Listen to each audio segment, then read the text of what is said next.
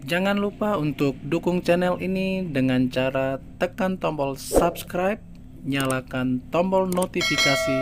Terima kasih, Tuhan Yesus memberkati. 1 Petrus pasal 2. Yesus Kristus batu penjuru. Karena itu buanglah segala kejahatan, segala tipu muslihat, dan segala macam kemunafikan, kedengkian, dan fitnah. Dan jadilah sama seperti bayi yang baru lahir, yang selalu ingin akan air susu yang murni dan yang rohani, supaya olehnya kamu bertumbuh dan beroleh keselamatan, jika kamu benar-benar telah mengecap kebaikan Tuhan. Dan datanglah kepadanya batu yang hidup itu, yang memang dibuang oleh manusia, tetapi yang dipilih dan dihormat di hadirat Allah.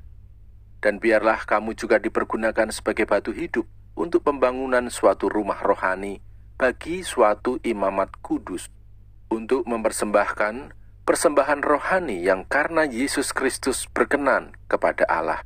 Sebab ada tertulis dalam kitab suci, sesungguhnya aku meletakkan di Sion sebuah batu yang terpilih, sebuah batu penjuru yang mahal, dan siapa yang percaya kepadanya tidak akan dipermalukan. Karena itu bagi kamu yang percaya, ia mahal. Tetapi bagi mereka yang tidak percaya, batu yang telah dibuang oleh tukang-tukang bangunan telah menjadi batu penjuru, juga telah menjadi batu sentuhan dan suatu batu sandungan. Mereka tersandung padanya karena mereka tidak taat kepada firman Allah, dan untuk itu mereka juga telah disediakan. Tetapi kamulah bangsa yang terpilih, imamat yang rajani, bangsa yang kudus, umat kepunyaan Allah sendiri, supaya kamu memberitakan perbuatan-perbuatan yang besar dari Dia, yang telah memanggil kamu keluar dari kegelapan kepada terangnya yang ajaib. Kamu yang dahulu bukan umat Allah, tetapi yang sekarang telah menjadi umat-Nya, yang dahulu tidak dikasihani, tetapi yang sekarang telah beroleh belas kasihan. Peringatan untuk hidup sebagai hamba Allah. Saudara-saudaraku yang kekasih, aku menasihati kamu, supaya sebagai pendatang dan perantau, kamu menjauhkan diri dari keinginan-keinginan daging yang berjuang melawan jiwa.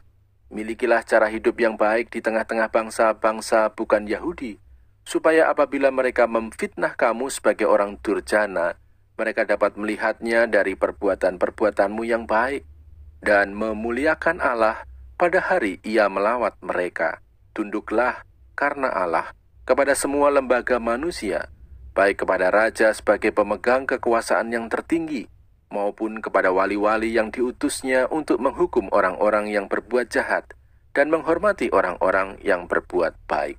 Sebab inilah kehendak Allah, yaitu supaya dengan berbuat baik, kamu membungkamkan kepicikan orang-orang yang bodoh.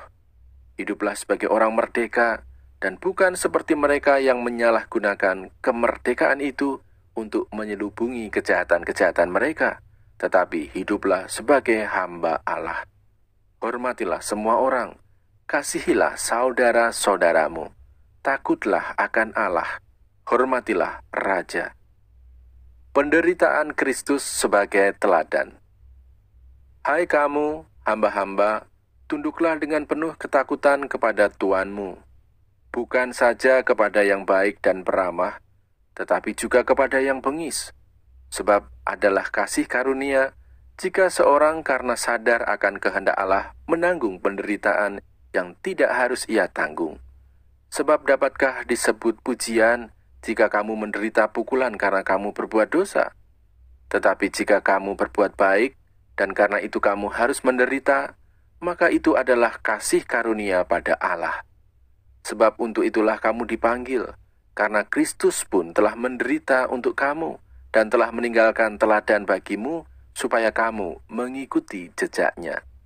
Ia tidak berbuat dosa, dan tipu tidak ada dalam mulutnya. Ketika ia dicaci maki, ia tidak membalas dengan mencaci maki. Ketika ia menderita, ia tidak mengancam, tetapi ia menyerahkannya kepada Dia yang menghakimi dengan adil. Ia sendiri telah memikul dosa kita di dalam tubuhnya di kayu salib, supaya kita yang telah mati terhadap dosa hidup untuk kebenaran. Oleh bilur-bilurnya, kamu telah sembuh. Sebab dahulu kamu sesat seperti domba, tetapi sekarang kamu telah kembali kepada gembala dan pemelihara jiwamu.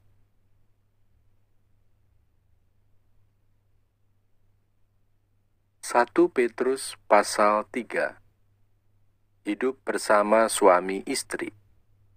Demikian juga kamu, hai istri-istri, tunduklah kepada suamimu, supaya jika ada di antara mereka yang tidak taat kepada firman, mereka juga tanpa perkataan dimenangkan oleh kelakuan istrinya, jika mereka melihat bagaimana murni dan salehnya hidup istri mereka itu.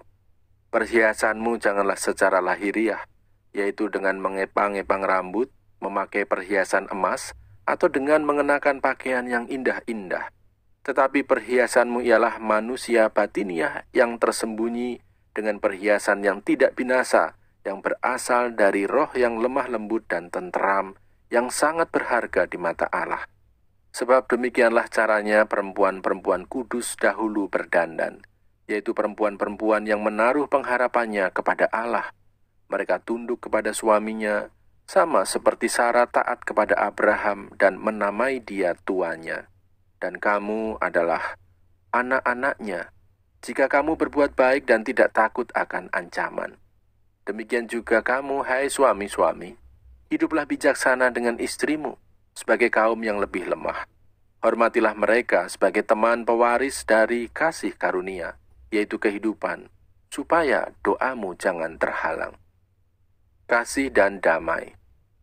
Dan akhirnya, hendaklah kamu semua seia sekata, seperasaan, mengasihi saudara-saudara, penyayang dan rendah hati, dan janganlah membalas kejahatan dengan kejahatan, atau caci maki dengan caci maki, tetapi sebaliknya. Hendaklah kamu memberkati, karena untuk itulah kamu dipanggil, yaitu untuk memperoleh berkat. Sebab, siapa yang mau mencintai hidup dan mau melihat hari-hari baik, ia harus menjaga lidahnya terhadap yang jahat dan bibirnya terhadap ucapan-ucapan yang menipu. Ia harus menjauhi yang jahat dan melakukan yang baik. Ia harus mencari perdamaian dan berusaha mendapatkannya. Sebab mata Tuhan tertuju kepada orang-orang benar dan telinganya kepada permohonan mereka yang minta tolong. Tetapi wajah Tuhan menentang orang-orang yang berbuat jahat. Menderita dengan sabar. Dan siapakah yang akan berbuat jahat terhadap kamu, jika kamu rajin berbuat baik? Tetapi sekalipun kamu harus menderita juga karena kebenaran, kamu akan berbahagia. Sebab itu janganlah kamu takuti apa yang mereka takuti, dan janganlah gentar. Tetapi kuduskanlah Kristus di dalam hatimu sebagai Tuhan, dan siap sedialah pada segala waktu untuk memberi pertanggungan jawab kepada tiap-tiap orang yang meminta pertanggungan jawab dari kamu tentang pengharapan yang ada padamu. Tetapi haruslah dengan lemah lembut dan hormat, dan dengan hati nurani yang murni, supaya mereka yang memfitnah kamu karena hidupmu yang saleh dalam Kristus menjadi malu karena fitnahan mereka itu. Sebab lebih baik menderita karena berbuat baik, jika hal itu dikehendaki Allah, daripada menderita karena berbuat jahat. Sebab juga Kristus telah mati sekali untuk segala dosa kita. Ia yang benar untuk orang-orang yang tidak benar, supaya ia membawa kita kepada Allah. Ia yang telah dibunuh dalam keadaannya sebagai manusia, tetapi yang telah dibangkitkan menurut roh. Dan di dalam roh itu juga, ia pergi memberitakan Injil kepada roh-roh yang di dalam penjara, yaitu kepada roh-roh mereka yang dahulu pada waktu Nuh tidak taat kepada Allah. Ketika Allah tetap menanti dengan sabar waktu Nuh sedang mempersiapkan bahteranya, di mana hanya sedikit, yaitu 8 orang, yang diselamatkan oleh air bah itu. Juga kamu sekarang diselamatkan oleh kiasannya, yaitu baptisan.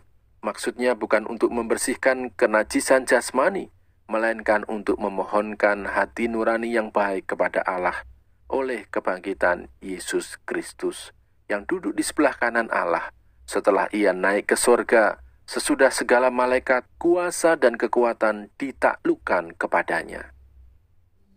1 Petrus pasal 4.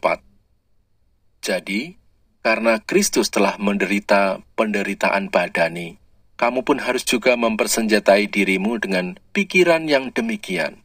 Karena barang siapa telah menderita penderitaan badani, ia telah berhenti berbuat dosa, supaya waktu yang sisa jangan kamu pergunakan menurut keinginan manusia, tetapi menurut kehendak Allah. Sebab telah cukup banyak waktu kamu pergunakan untuk melakukan kehendak orang-orang yang tidak mengenal Allah. Kamu telah hidup dalam rupa-rupa hawa nafsu, keinginan, kemabukan, pesta pora, perjamuan minum dan penyembahan berhala yang terlarang. Sebab itu mereka heran bahwa kamu tidak turut mencemplungkan diri bersama-sama mereka di dalam kubangan ketidaksenonohan yang sama, dan mereka memfitnah kamu. Tetapi mereka harus memberi pertanggungan jawab kepada Dia yang telah siap sedia menghakimi orang yang hidup dan yang mati. Itulah sebabnya, maka Injil telah diberitakan juga kepada orang-orang mati, supaya mereka, sama seperti semua manusia, dihakimi secara badani, tetapi oleh roh dapat hidup menurut kehendak Allah. Hidup orang Kristen. Kesudahan segala sesuatu sudah dekat. Karena itu kuasailah dirimu dan jadilah tenang, supaya kamu dapat berdoa. Tetapi yang terutama, kasihilah sungguh-sungguh seorang akan yang lain, sebab kasih menutupi banyak sekali dosa. Berilah tumpangan seorang akan yang lain dengan tidak bersungut-sungut. Layanilah seorang akan yang lain sesuai dengan karunia yang telah diperoleh tiap-tiap orang sebagai pengurus yang baik dari kasih karunia Allah. Jika ada orang yang berbicara, baiklah ia berbicara sebagai orang yang menyampaikan firman Allah. Jika ada orang yang melayani, baiklah ia melakukannya dengan kekuatan yang dianugerahkan Allah, supaya Allah dimuliakan dalam segala sesuatu, karena Yesus Kristus. Ialah yang empunya kemuliaan dan kuasa sampai selama-lamanya. Amin. Menderita sebagai Kristen.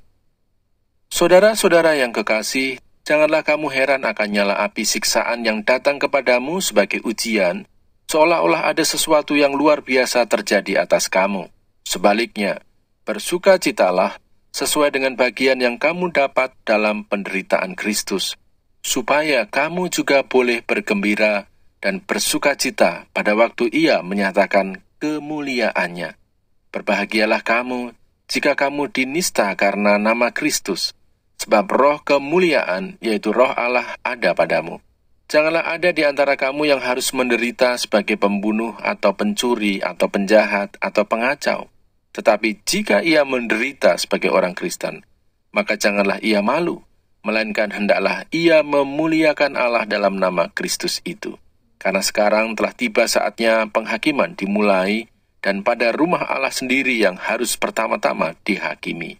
Dan jika penghakiman itu dimulai pada kita, bagaimanakah kesudahannya dengan mereka yang tidak percaya pada Injil Allah? Dan jika orang benar hampir-hampir tidak diselamatkan, apakah yang akan terjadi dengan orang fasik dan orang berdosa? Karena itu, baiklah juga mereka yang harus menderita karena kehendak Allah, menyerahkan jiwanya dengan selalu berbuat baik kepada Pencipta yang setia. Jangan lupa untuk dukung channel ini dengan cara tekan tombol subscribe, nyalakan tombol notifikasi. Terima kasih, Tuhan Yesus memberkati.